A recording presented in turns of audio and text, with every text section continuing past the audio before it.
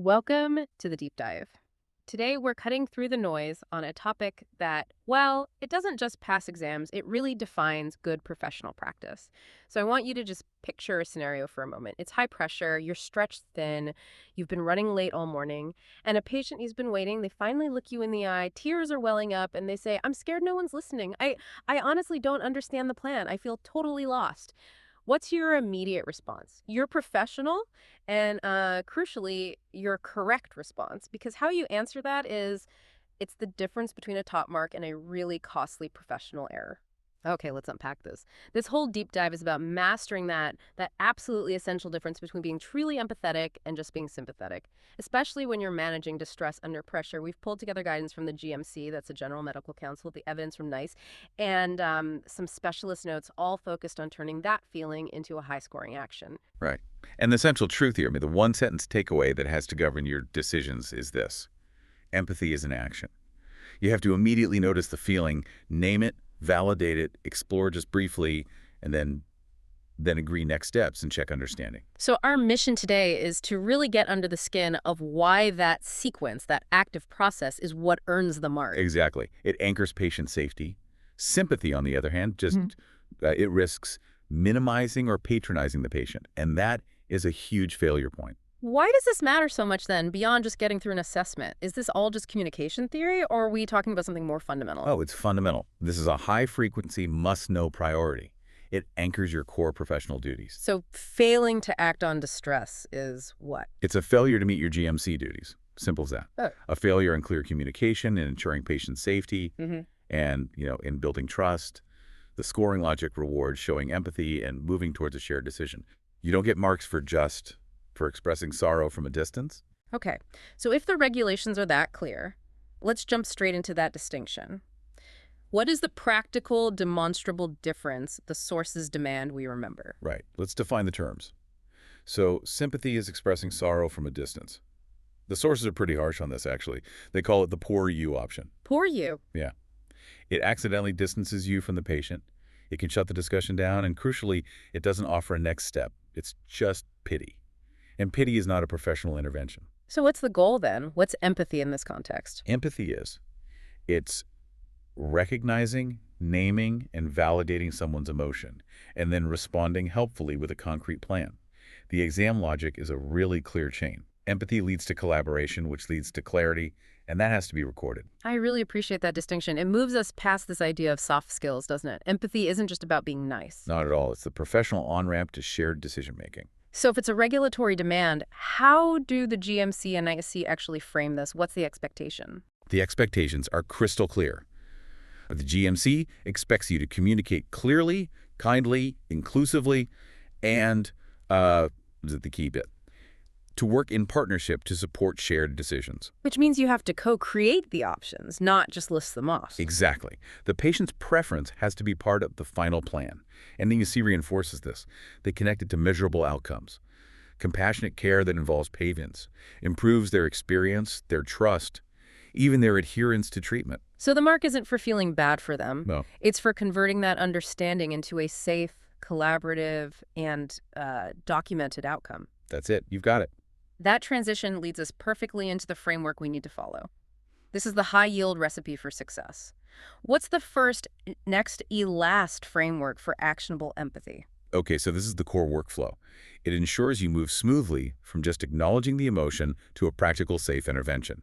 And remember, you have to address the emotional distress before you can successfully give them clinical information. Right, because they won't hear it otherwise. They won't. So, 5 sequential steps. First, you notice the emotion and name it.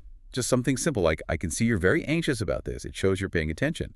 Second, you validate and legitimize their feelings. This is what helps reduce that immediate distress. So you might say, given everything you've been through, it makes perfect sense that you feel lost. That validation step feels so key. It changes the whole tone, doesn't it? From an argument to a partnership. It absolutely does. Yeah. Third, you explore with one open question, and I mean one.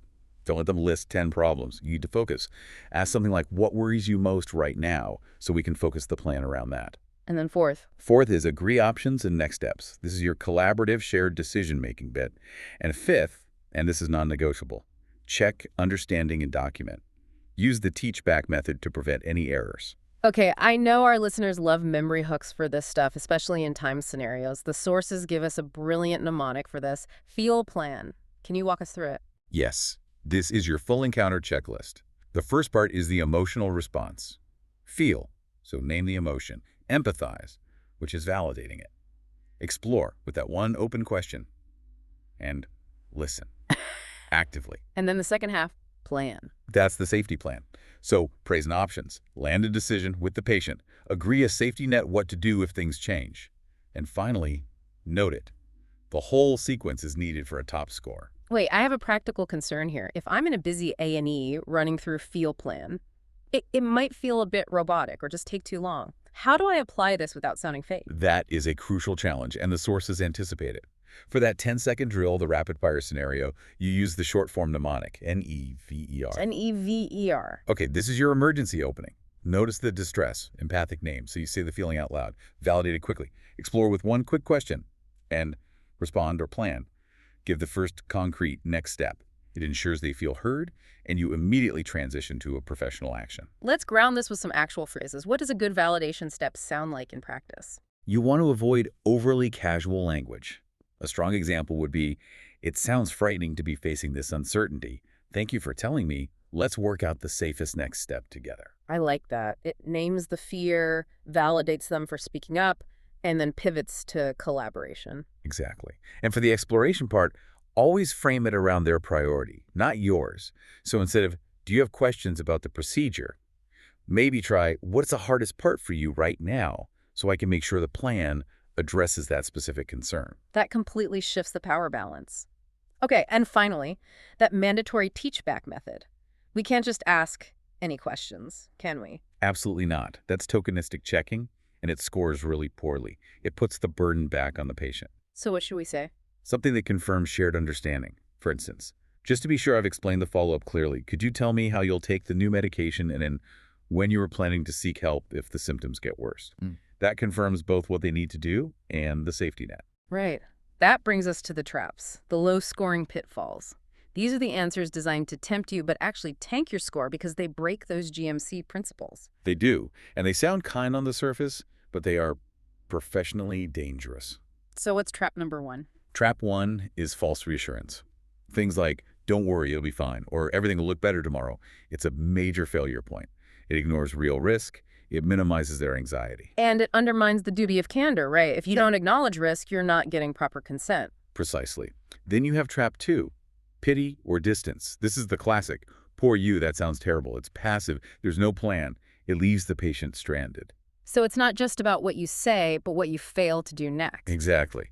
Then there's trap three, assumptions of commonality. The phrase, "I know exactly how you feel," is almost always a low scorer. Because you can't. You just can't. You can't know how another person feels about their unique situation. It invalidates their experience. And finally, trap four is that tokenistic checking we mentioned. Any questions just doesn't cut it. So the golden rule is empathy plus a concrete shared plan always beats pity or assumptions. But what if the distress is so severe that the normal workflow is just, it's not possible? When do we stop exploring and just intervene? That's a great question. Yeah. And that brings us to the red flags.